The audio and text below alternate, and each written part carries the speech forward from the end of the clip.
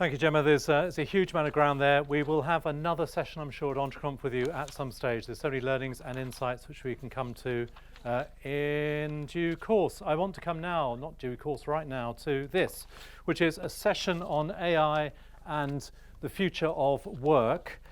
Big topic indeed, and two great speakers in this topic. I'll introduce them in a sec. This is in conjunction with the University of Bath School of Management, who've been staunch supporters of EntreConf from the start, and we're delighted to have the involvement. We love that nexus between academia, research, entrepreneurialism, and adding value to the business community. And the bond is good with the University of Bath. We heard the pitch earlier from University of Bristol about the campus, and tomorrow we've got a piece from Bath University as well. Universities play such an important part, which is why we're delighted to be joined by Margaret Heffernan, Professor in Practice. Margaret and Yasin, if you'd like to come forward as I'm introducing you. We are entirely hopeful that these table mics work, so don't need to grab those, but we'll give it a go in a sec. Margaret, Professor in Practice at University of Bath, and inter alia, I think that's what academics say, isn't it? Inter alia, holds an honorary doctorate, mentors CEOs and senior execs, highly experienced business person, and renowned TED talker. And also you've got a book called Embracing Uncertainty, which yes, which I'm embracing the deadline for. Embracing the deadline. The deadline is July 15th, which is why we're even more pleased that Margaret's made time to be available today. And also Professor Yasin Rofcanin, Director of the Future Work Research Centre at the University of Bath School of Management, and rapidly becoming an authority in this area. And your research focuses on the intersection, good academic word that, intersection of organisational behaviour, human resource management and organisational psychology. I'll come and join you over there, a bit more fraternal, isn't it? So we'll run a session and then throw it open. As ever, please do name yourself and your organisations prior to questions. We'll have a few first. So this is about AI and the future of work. There's multiple different issues and related matters and challenges of AI, but it's about that. Twofold, broadly. One, within organisations, the employee-manager relationship, how that will increasingly change and evolve with AI. And two, the relationship between businesses and their markets, whether it's a B2B, B2C or whatever, and the predicated changes in that. And underpinning all of this is ethics. I just want to begin with, sorry, I'm going to chuck in a quote to start, and I'd like to both comment on this as an ethics point, if I can find it, which will come in just a second. Martin Luther King, when he won the Nobel Peace Prize, you may well know this quote, in 1964, when scientific power outruns moral power, we end up with guided missiles and misguided men. So it's a good quote, isn't it? So that's a framing about ethics. So let's start with that ethics point. And Yasin, I'm going to begin with you, if that's, or Margaret, play nicely. You choose. One of you go. So hi everybody again. Thanks so much for your attendance, and thanks also for hosting this great event. It's an honor to be sitting next to you, who is, I think, an expert and an exciting speaker, scholar. And can I just check? Can everyone hear adequately? You're okay with that? Thank you. Yeah. So part of my research actually explores the potential dark side of different elements of artificial intelligence, and one of that area is algorithmic governmentality. So algorithmic governmentality basically means the use of tools, technologies, and all other devices to conduct and also to control people. So I would just like to refer to one study that we just conducted and published, and so you could see the ethical dimensions and maybe implications of it. And in that study, we carried out experiments, scenario-based Vignet studies, and a survey with platform workers. So basically, they were the Uber food drivers.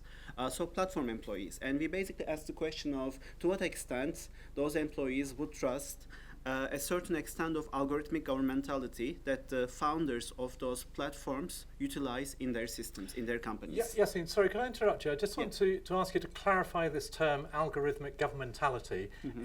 In reality, does that mean, well, you explain what it means. Yeah, I mean, basically it means the use of data points, any kind of digital footprints, or any sources of evidence that we leave online that companies, owners, founders can use and bring that together in order to establish a mechanism of control.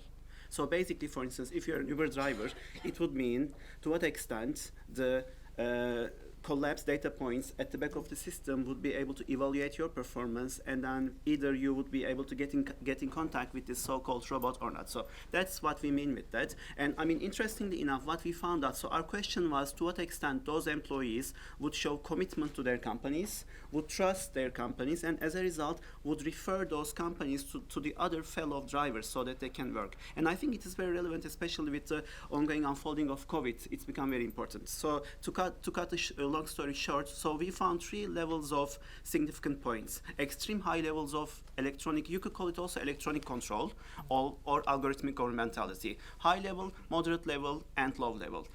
In the 2 extreme conditions of high and moderate level of control of employees, of their actions, of their communications with the customers, those employees, those riders, they did not show good performance, and they were not indicating commitment to the company, meaning that they were engaging in unethical conduct.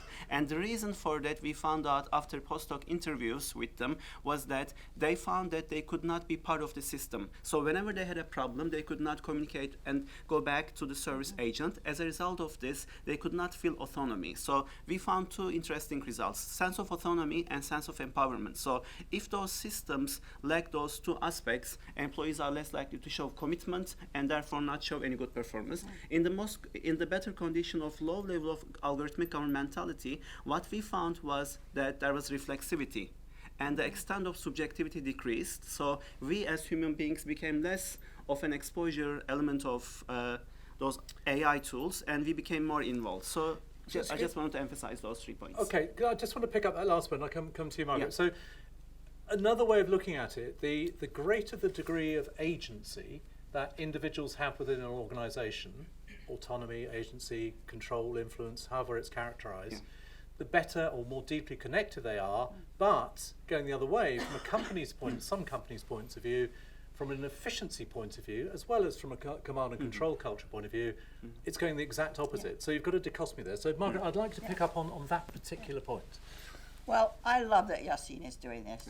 He's asking exactly the right questions, which, to be brutally honest, most business owners are not doing. They're all running around like chickens with their heads cut off, thinking we must do AI, where can I buy it, how do I plug it in?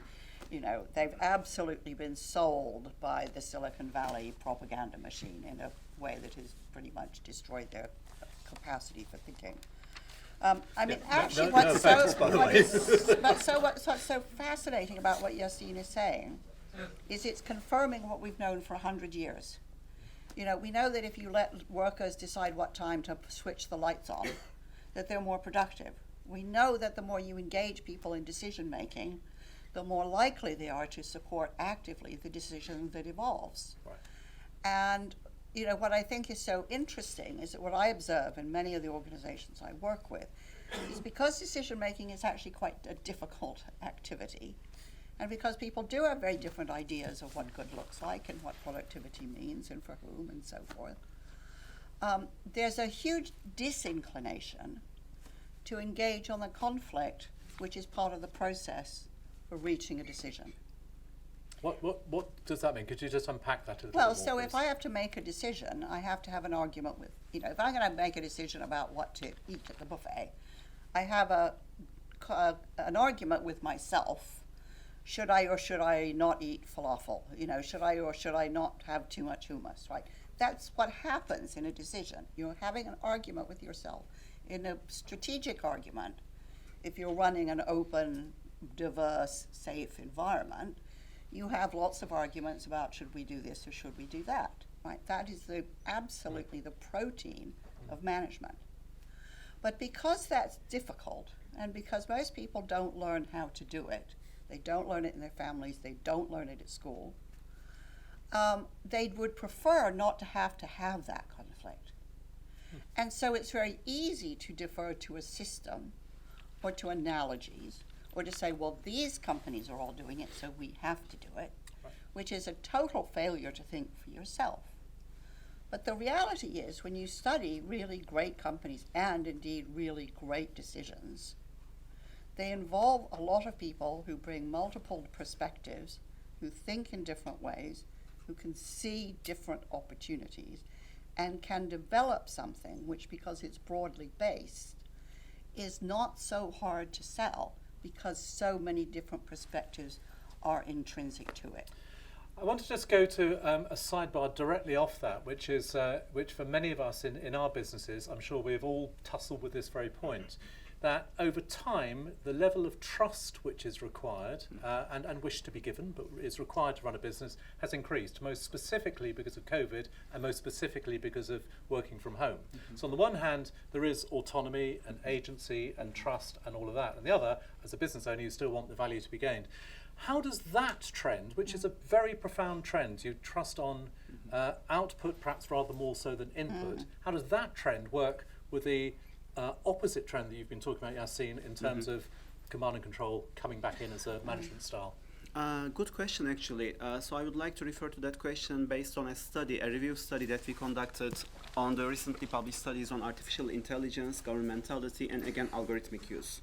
In that study, so we were asking the question of ethics of space. So does AI or different versions of it turn into, or does it lead to the closure of ethics of space, or does it open the area of ethics? In other words, do we see the dispersion of ethics and removal of responsibility or not? So coming back to your question, that's very interesting, is what that literature review that we conducted, so basically coming up and meta-analyzing all the studies published until now, is that as Margaret was saying, when there is a short circuit or circumventing of the decision-making process, in other words, that literature refers to it as black boxing the decision-making process, or avoiding or ignoring the ethical conduct and the foundational rules and principles of all the business practices, trust decreases. But trust is interesting. Trust to the company decreases, but trust to your supervisor and to your immediate team is not affected. So more or less, our conclusion from that was, first and foremost,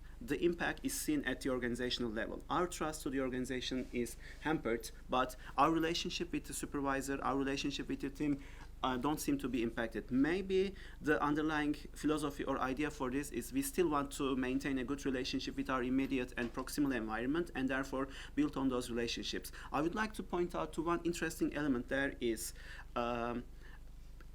so that was the combination of around 100 and 150 studies. The most striking finding was companies look for circumventing the reflexivity, so they wouldn't prefer, when they implement AI technologies, for employees to be part of it, especially in the short-run decision-making process. But from an employee perspective, and I study proactivity, so I study employee voice, I study to what extent people are creative and innovative. When they see that there's circumventing of their involvement, their empowerment is decreased, they lose their commitment towards the organization, and they start engaging in minor unethical conducts that we refer to as counterproductive behavior. So they're not overtly unethical, so you wouldn't go jail for that, but it would be, for instance, gossiping, it would be withdrawing, it would be quite quitting the organization. But just to that point, I mean, that's that lighter level of business. I mean, that has always applied, and anyone running a business knows you're never going to get 7.5 hours, 37.5 hours a week, whatever, of total productivity all the time. The lighter social interactions, the engagements, are actually part of the social glue and the trust between teams and bosses. But actually, Greg, I mean, I would slightly quarrel with that, because we're all obsessed with productivity because it's such a huge problem in this country. There's a really beautiful experiment that was done with a software company that never shipped a product on time, as many software companies, including my own, often struggled with. And what they did is they changed the way they work, because part of the problem with productivity is everybody interrupting each other all the time, especially bosses, because that's the fun part, right? Dive bombing your employees. And so they started... Please, no MediaClash person comment at that point. Honestly, no. So they structured the week differently. So Monday, Wednesday, and Friday until noon were quiet times. Nobody could do anything except heads down, what everybody calls real work. The rest of the time, you could just do the normal stuff. And they got a 60% increase in productivity, which, given the experiment didn't cost anything, is pretty staggering, right? And what is that about? It's partly that multitasking is a bust, and actually being able to start something and finish it, and start something and finish it was a giant leap forward. But they also figured out that a lot of it was because once I know I have time for that real uninterrupted work, I'm much more helpful in the unstructured time. And so all that gossiping and having lunch together and all that jazz is not necessarily unethical or disruptive or whatever. It's the exchange of information. And the exchange of information is incredibly important to productivity, because if I can chat to Yasin, who tells me actually how the University of Bath works, which would be a miracle, then there's all sorts of stuff. And wouldn't take long. No, but there's all sorts of stuff I can stop struggling with. And if he needs to know something and I happen to, and we're chatting about it, and I can say, oh, don't worry about that, go and talk to X, I may have saved him days of work. Right? So this non-work work is unbelievably important. And so the more you try to get that out of the system, actually the more sand you're putting into it. I want to come to a macro position, if I may, which is the other part of the question, which is about work in the sense of employment. That there is of course, there is a debate, in fact, a fear about AI, that it's going to destroy jobs. One view of that, and we'll come to the upside in a moment, one view of that is that's just the nature of technology. Technology, say in my world of, back in the day, before my time, honest, of compositors and typesetters and stuff like that, it's gone, completely, it's gone. And technology has enabled multiple other activities. Technology is an enabler. Isn't AI net much the same as any other technology? It'll transform, it'll disrupt, it will destroy, but it will create. Well, I'll jump in on this. I think what you're doing is something that everybody does, which is they use history as an analogy. That implies that history repeats itself. No historian believes that, right? Because what happens today is done in the light of knowledge which, whatever analogy you want to draw, wasn't available to those people then. So I think there are two logical problems with that perspective. One is history doesn't repeat itself, and the second is that it isn't binary. It isn't either, well, it's going to destroy jobs or it's going to create jobs. It may very well do both. It all but certainly will do both. Well, I'm not sure about the always, but I think the reality today is there are lots of people who have already lost their jobs to AI. You talk to people in the music industry, you talk to people in graphic design. I mean, overnight, musicians who used to earn their living writing jingles for commercials, they're out of work. They may have had a 10, 15-year career doing very well. It's gone. So, and you have an awful lot of other people in other jobs who are really nervous. And that's, and you may say, well, writing jingles isn't real work. I would dispute that. I would also say that there are people in engineering and manufacturing who are terrified now that their job is going to go. And having super highly skilled people who are nervous that they have no future in their firm is a real drag in terms of productivity, concentration, loyalty, all of that sort of thing. So I think it would be derelict of anyone running a company to be blasé about this. I think you should take it for granted that everybody in your business is anxious. I think you need to think really carefully about how much you can honestly reassure them. And I think some serious conversations need to be had about how decisions around this technology are going to be made. Because mostly people think it's being made, they're just not in the room. Yeah, and just as a step back from it, I wasn't being blithe in saying that. It's quite clear that this is, in some ways, is the most profoundly disruptive force in business that there's been. You could argue the personal computer, but that's up to a point.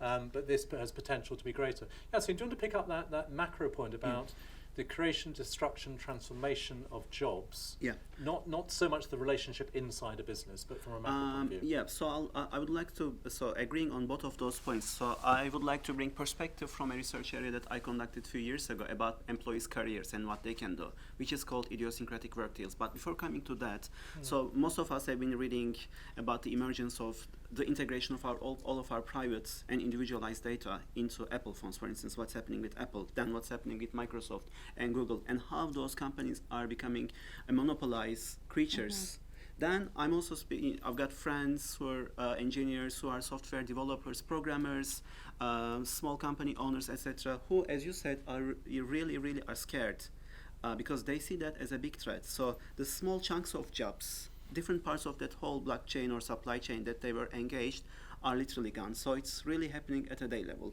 So there's a big challenge there, and I completely agree with Margaret, and speaking from anecdotal evidence.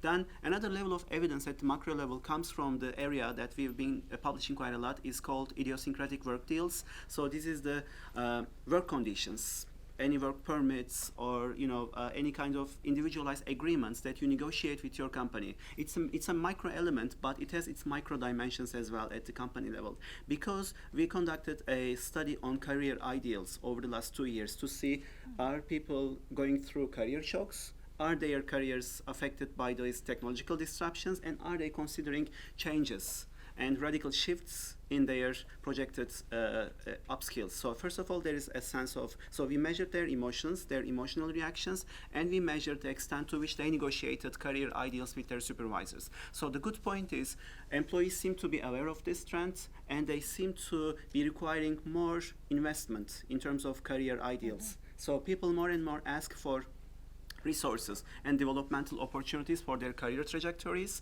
So that is a reaction to what's happening at the macro level. And secondly, more and more companies are diverting, in other words, upskilling the skill sets of those employees in another area. For instance, upgrading their technology-related skill sets or investing in them. For instance, MBA would be one opportunity, but more and more individualized AI technology-related courses. So I would agree that at the macro level, based on my anecdotal evidence and reading, there's a huge monopolized threat. Small, medium-sized companies, if they don't adapt, are at the edge of losing their power. But at the micro level, studies we conducted in South and Central America, Spanish-speaking part of the world, then in the UK, then parts of the USA that we think are representative of the overall population, show that both employers, HR departments, and employees, they're aware of the career shocks given the disruptions, and they're at least willing to allocate more resources in terms of time, space, flexibility, investment in their skill sets, and investment in their future education and technology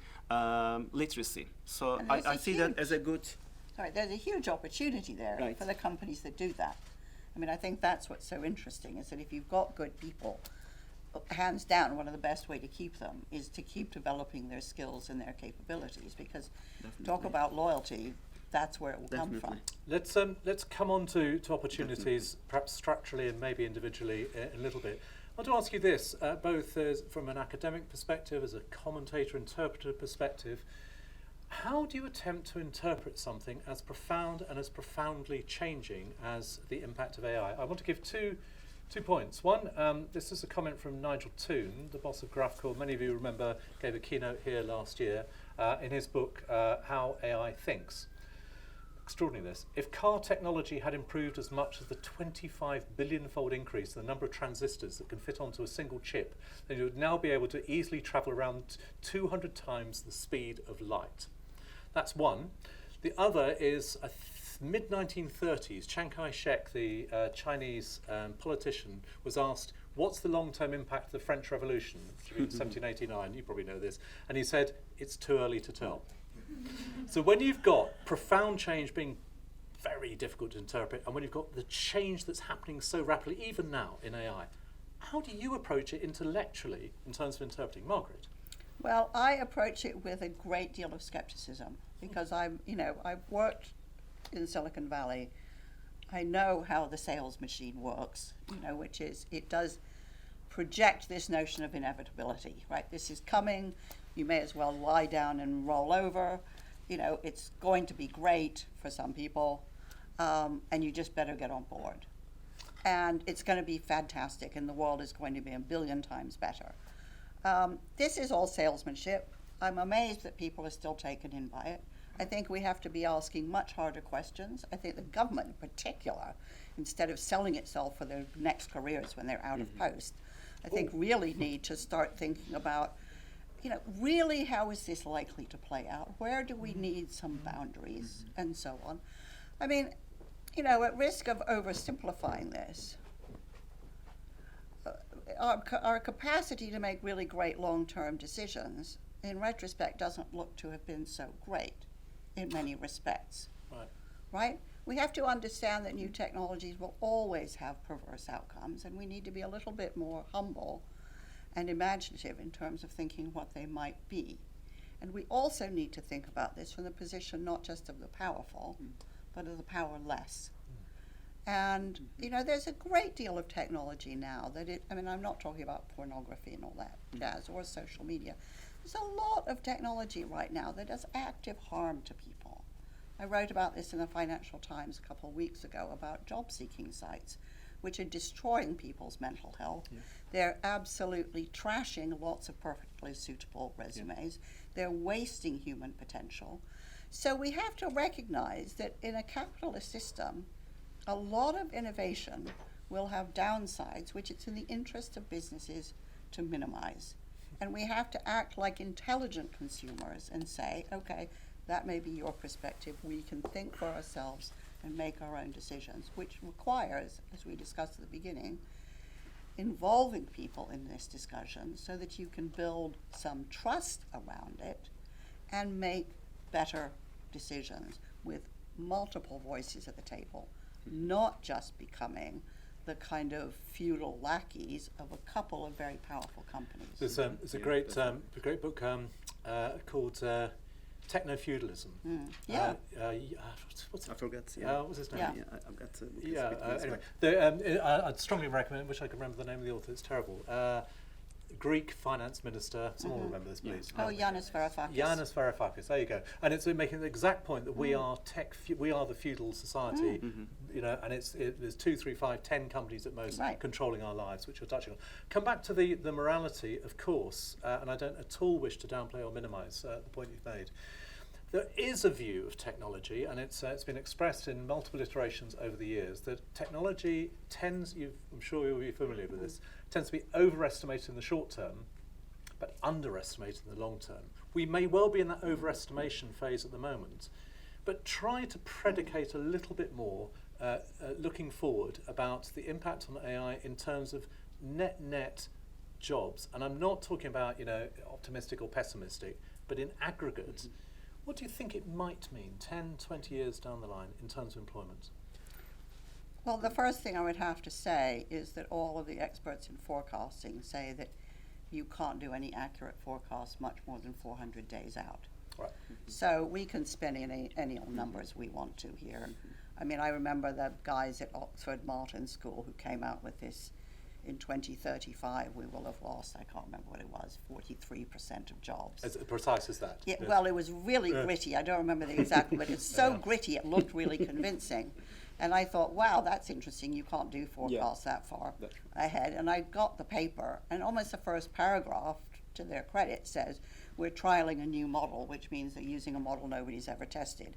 Nevertheless, it went round the world. I saw it in all sorts of conferences presented as gospel truth. So I think the brutal answer is we don't know. We don't know. But what that does, the good news is, it means if we can bear the notion that we don't know, which we need to, then it leads us to a better question, which is what do we want? What can we accept? Yeah. What's fair? What operates in the direction of social justice? Instead of how do we lie down in front of the tank of history? To that point, great. Can I add a few aspects? So, Please. To Margaret's excellent points, I would like to reflect on what Foucault's notion of power and the interpretations of Foucault's saying would say that there would be unequal and undemocratic engagement in this digitalized world, because not everybody, not every race, ethnicity, people from different backgrounds will be represented. Therefore, inequality will be the major force that I think will prevent the employment opportunities in the future. So there's also the politics side to it. There's the unfairness and lack of transparency side to it. And I would like to briefly mention you an experiment that we conducted with a Face app pre-recruitment software tool that we use as a conditioner to see what happens, as Margaret was saying, when people apply to jobs.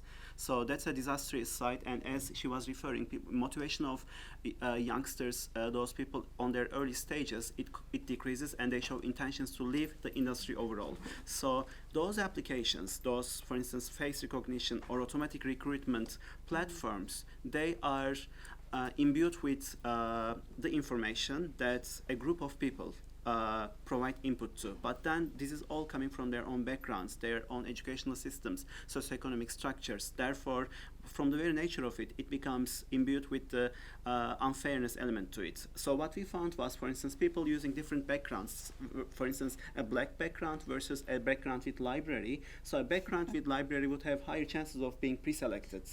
Or a person wearing glasses versus a person wearing scarves. So as you would expect, a person wearing a scarf would not be pre-selected even for the interview stage. But what is shocking here is nobody within that system is able to understand or go to the source of that problem, because the whole information is supported by a system of machine learning that the reasons, the antecedents, and the exact points of the dispersion is not revealed. So although that happens, because there's a team of people who are who are inputting the machine learning element to it, and therefore there's a dispersion of responsibility and ethical decision making, the end result is there, but we are not able to detect and unearth the exact cause of that. So there is that challenge as well. And I think the thing that's really important here is, because I write a lot about decision making, and in my mind, the gold standard for a good decision is a decision that everybody can understand, even if they don't agree with it. Right?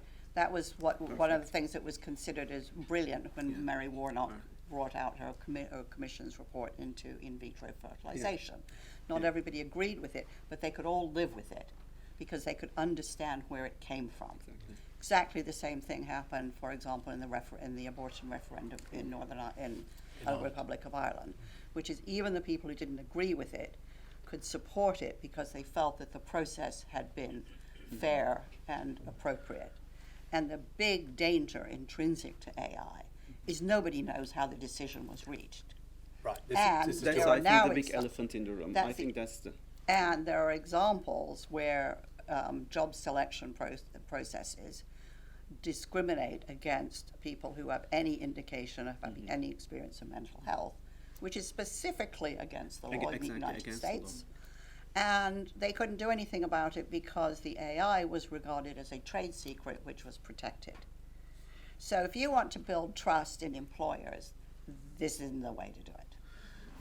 Okay, let's break it at this point. I'm going to throw it open to the audience. Please, we've got a couple of mics, I think, either side, so please put your hand up if so. There's a hand in the middle. Yeah.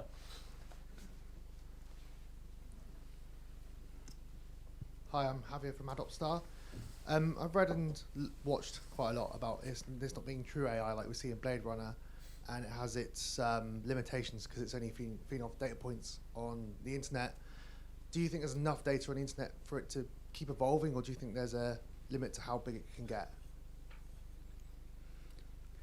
For instance, what Apple has been doing recently is to collate all available information from the entire universe to be able to develop a predictive model of even human behavior, let's say in a decade. So I think it depends on what platform, what kind of decision making you're going to use that. For some platforms, there is enough data point, but for the majority, there is still not. But I think the system, for instance, our exposure to internet, our use of technology in different ways, the extent to which we're leaving our data points, footprints or face prints everywhere we go, this is collated in a manner that there will be predictive models in the future about not only about our behaviors, but our intentions, our close relationships, etc. So I think we will come to a point in a decade or so where our best friend will be our mobile phones. Of course, I'm holding my mobile phone. I'm going to put it down. Thank you very much. No, question on the far right over here, thanks, please. Far right from me, that is. Hi, yeah. So I was wondering how much you guys rely on AI for your day-to-day lives, and how much the audience in general actually rely on AI. How much has it taken over your life, and how much more productive are you with today's AI? Margaret, I'm going to ask you that one first. First of all, brackets to the extent that you're aware, presumably, because I guess that's a big caveat. Right. I don't, at the moment, I don't think it impinges on my life very much. I mean, that's partly because I'm extremely careful where I use technology and what I use it for. And that's partly because I'm very alert to what's known as the technology paradox, which is that to the degree that you outsource jobs to technology, you lose the capacity to do that yourself. And there's a lot of things that I do in the nature of my work I don't want to become less good at. So I'm a writer, I don't use predictive texting, for example. Do you use a spell checker? Sometimes, but it's quite, I mean... It's not quite the same, I know. No, Yeah, but it's an interesting question, because then the issue is, well, am I writing in American or am I writing in English? With the programmers versus And programmers. actually, my laptop doesn't know who I'm writing for, but I do. So I don't use it blindly, for sure. And For I me, definitely don't use grammar checkers, which are just useless. No, honestly, they're just Yeah, irritating. that is aren't very they? irritating. We all I agree find it that, the most surely. irritating part. For me, similar to Margaret, I'm a writer, I'm a scholar researcher as well, so majority of my job includes writing, but coming up with creative so-called creative ideas. Most of those sometimes can be mainstream ideas, but at least coming up with arguments, developing logics of hypotheses, and then collecting data, so etc. So most of those parts, I think, luckily enough, technology or the benefits of technology, I think, is not there yet to, for instance, guide you in a nitty-gritty and in a nuanced way, for instance, to give you a reference for a very specific argument. And I think the success of academic jobs is to be able to draw on a specific argument and draw on that specific argument to contribute to that niche field. So I think for the academic life, for writing, it could be an expert book, a novel, an article. I think the impact of technology is at a surface level still. So, for instance, guiding you in terms of the broad range of topics or articles, or giving you a list of reading materials. It's there for that, but it wouldn't impact the way or the quality of job I would do significantly. So I'm just using technology for fun, for entertainment, or for travel purposes, which I think is great. For instance, if you ask a ChatGPT a very broad question about a country or a destination you go for the first time, I think it would come up with a very nice list. Then I think them as with the majority of the folks in the room, then I would fine tune it and detail it. But I wouldn't spend so much time, because in any case, I'm so much exposed to it in different ways, such as email responses, reading, writing, etc. In my leisure time, I'm using it at a very basic level. Okay, we'll take one last question. Is there a hand towards the back on the right, please? Thanks. Apologies to anyone else with hands up. So it's Andrew Sims, BCMS. The question I have is, how well equipped do you think the UK economy is to prosper in the world of AI? Great question. Yeah. Great question. It is a great question, and you're both contemplating it. Do you have thoughts? How well is the UK economy equipped in an era of AI to cope? I mean, I wouldn't pretend to be an economist. I suspect not terribly well, because although I think we have a lot of really outstanding minds and centers of research that are very good in understanding it, we haven't invested very broadly or very well in technology in the UK. We haven't had the risk appetite for it, and we don't have what makes AI most threatening, which is the major organizations who will own it. So that puts us at a huge disadvantage. Having said that, I ran tech companies in the US in the 90s and noughties, and I remember every time I'd come home thinking, gosh, England's really behind. I think what happened is that the UK caught up quite quickly, and much of its implementation of technology later was far superior to much that I saw in the United States. So there was a sort of British skepticism that turned out to be a bit of an advantage, in the sense that it was more choiceful and a lot of rubbish was just jumped over. So I think it's really hard to tell, and I don't think you can separate it from some of the really profound endemic problems in the UK economy as a whole. And that's the topic for a whole other session. It is the topic. just an anecdotal evidence and a perspective from a regulatory framework. So I've been chatting with friends who come from Latin American parts of the world who are very entrepreneurial, then colleagues and friends from Turkey, an emerging country. And out of curiosity, I've been asking them, would you ever consider investing in the UK, bringing up your own assets and company in the UK? And I mean, I'm just interested in that as a personal hobby. And what they come up with usually is UK is a great country, intellectual, focused on literature, writing. That perspective, education, higher education is amazing, but heaviness and the bureaucratic nature of the rules and regulations, what they all say is prevent a very enthusiastic and entrepreneurial mindset. And my conversations with them usually end with either going to emerging countries and or states because of the transparency of the procedures. So to your point of everything being very transparent in terms of decision making, or not being burdened with the taxes. I mean, there's a right and wrong side to it as well, and I'm not saying that there shouldn't be tax. There should be tax, but taxes, bureaucracies, procedures involved in establishing, and let's say an SME, an idea, even the steps of establishing or implementing a creative idea into the foundation of a business, they all point out to the fact that it takes ages and years, and you're never sure. But it's a great country in many other Yasin, aspects. anyone who says that to you, invite them to Entreconf next year. Yeah, yeah, exactly. Stranglehold on entrepreneurialism great up platform. to a point. Great That's all. platform. I mean, I would also say on a more positive note, you know, when I went to the States in the 90s, it was because I thought the country was just such a basket case, as it was. This country. Yes. Yeah, I thought you would say as well. And when I came back, it had undergone a radical transformation. Right. I couldn't believe how much more entrepreneurial it had become and has continued to become. And I think if we can address some of the issues we've been discussing, I don't think there's anything about the British people or British culture per se that stands in their way. I think the dominance of a couple of super rich companies is a much bigger challenge for the world as a whole. Which is the whole principle of inequality and the Thomas Piketty Exactly. perspective on capital. Take one question over here, I think it was, and if I could ask for a short answer, then I've got one last question to close on. Yeah, please. Hi there, my name is Rin. I run a copywriting agency. I started my career as a journalist, so sort of 20 odd years of being in the content game, as it were.